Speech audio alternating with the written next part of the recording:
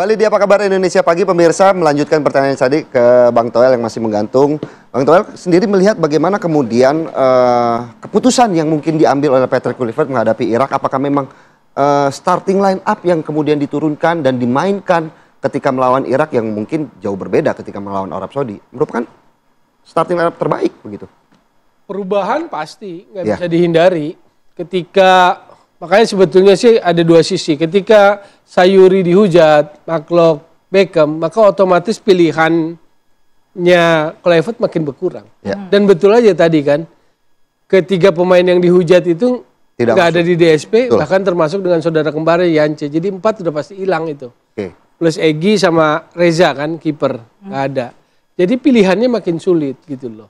Disitulah kematangan kita sebagai katakanlah yang mencintai bola, di fase seperti ini penting. Makanya kan poin saya kan kemarin banyak yang dipotong.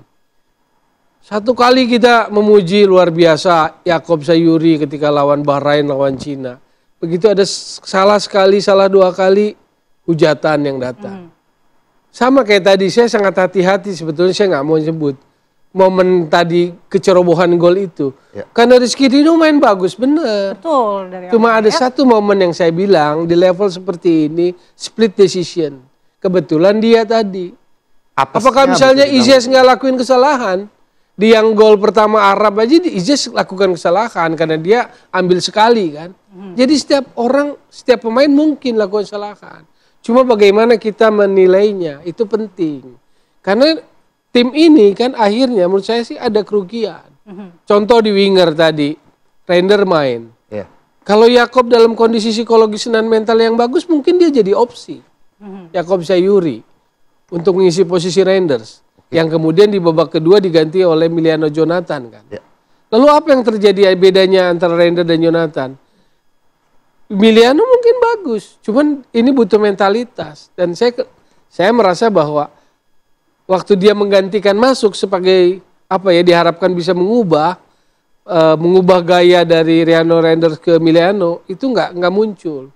Berarti kan bisa jadi kita menduga ini faktor mentalitas di pertandingan seperti ini. Tapi opsi udah berkurang kan? Opsi pemain yang bisa dimainkan berkurang karena situasi itu. Bung Toel juga melihat nggak sih kalau meskipun ini pemain-pemain naturalisasi, tapi mungkin belum punya mental winning team begitu?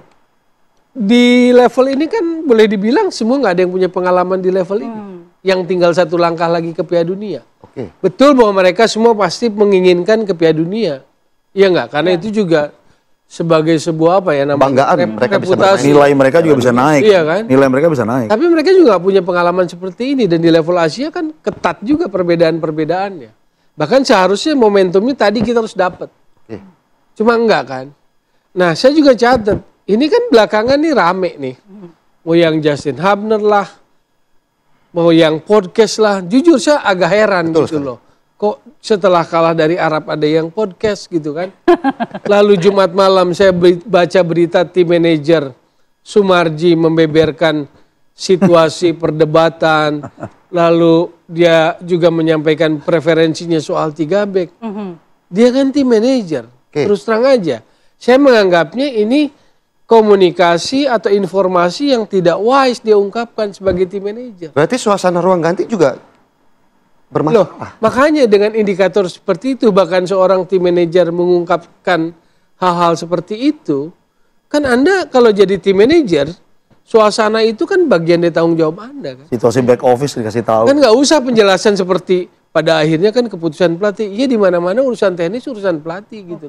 Itu kan sesuatu yang sudah normatif, siapapun tahu gitu. Tapi pertanyaan saya atau keheranan saya adalah itu tadi tuh, ada yang podcast kok boleh, ada pernyataan dari tim manajer, situasi perdebatan, line up pertandingan pertama, lalu preferensi dia yang tiga back. Kenapa bisa muncul ke permukaan seperti itu? Kan tugas dia sebetulnya untuk menjaga iklim kondusif di tim itu. Bang Ucup sendiri melihatnya keheranan yang sama dengan Karena soalnya apa? Tadi sempat Filipus bilang apa? Coba-coba segala macam. Itu framing loh. Bagaimana mungkin di level seperti ini pelatih head coach tim nasional coba-coba eksperimen? Itu kan sebetulnya kata-kata framing. Kenapa itu framing? Karena kita menilai sesuatu, menganalisis sesuatunya tidak dengan kejernihan, tetapi dengan situasi keruh apa, sentimen masa lalu. Mungkin coba-coba itu dalam artian kata coba-coba karena sejauh ini kita melihat begitu formasi yang diterapkan oleh Patrick Kluivert ini begitu fluktuatif. Artinya mungkin tidak dari satu pertandingan ke pertandingan yang lain Tidak ada sangat pakem. jarang untuk menemukan atau melakukan menerapkan formasi yang sama seperti itu, Bung Toel. Formasi sama itu apa misalnya? Misalnya menggunakan 4 back atau mungkin formasi yang menggunakan 3 back atau seperti itu. Formasi-formasi seperti itu artinya mungkin tidak pakem. 3 atau 4 kan sebetulnya opsi, Oke. variasi kan, Ya. tergantung filosofi, prinsip, game plan yang dia mau mainkan di pertandingan itu. Ya. Waktu September persiapan terakhir uji coba kan mainnya 4. Betul. Izes, Rizky Ridho, Jordi Amat, Rizky Ridho waktu Taiwan, Izes, Kevin Dick. Tapi saya udah menduga, Oke. berarti punya 2 pilihan, center back, Izes, Kevin Dick, Izes, Rizky Ridho. Oke. Sebetulnya kalau kita seneng ngamati bola kelihatan di situ, dan saya udah bilang Calvin Verdong main sebagai gelandang, dan betul kan? Gitu. Oke. Yang Mungkin beda kan kadang di depan aja. Ya. oke. Mungkin tanggapan Bang Yusuf. Saya setuju sih emang seperti ada framing bahwa semua orang nggak mau disalahkan di situasi ini. Maksudnya ini kan situasi back office lah. Ada manajer tim yang mimpin, yang membawa tim ini pergi ke sana, lalu tiba-tiba bercerita bahwa dia tidak setuju dengan keputusan Pemilihan pelatih, pemain gitu ya. pilihan pemain, ini bukan pilihan terbaik. Kenapa harus diungkap? Kenapa harus diumbar diomongin gitu? Dan kemudian kan ini bukan puncak sih. Sebelumnya ada pemain yang bilang kita semua tahu siapa yang layak di lapangan. Benar begitu ya. Ya gini lah, kalau saya punya pegawai kayak gitu saya pecat langsung kan. Ya semua kan juga begitu. Kita cerita ada Anu di TV One misalnya kan pasti kita dipecat semua, nggak di calling lagi nih berdua kali. Maksudnya kan ada aturan yang tidak tertulis tapi dan itu kode etik. Common sense ya. Common sense kan. Nah juga kalau kita bilang formasi coba-coba, Kluivert pasti nggak coba-coba. Pilihan pemainnya emang cuma itu aja. Oke. Dan dia percaya pada Klok kemarin, yang ternyata salah. Sekarang tadi Toel udah bilang, saya juga jadi ingat kan, Miliano Yonatan ini belum pernah main di timnas kita kan sebenarnya. Silstra juga belum pernah main di timnas Di kita. September aja uji coba. Ya uji coba, tapi maksudnya di pertandingan resmi belum. Kan tekanan di atas lapangan Berbeda. pasti beda. Jadi kita juga lihat bedanya dia main hari ini dengan bedanya dia main ketika lawan Taiwan kemarin dan Lebanon. Jadi memang apa ya, pilihan pemainnya tidak terlalu banyak. Kalau Bang Ucup melihat keputusan taktis dari Patrick Kluivert ini banyak pengaruhnya terhadap hasil dini hari tadi?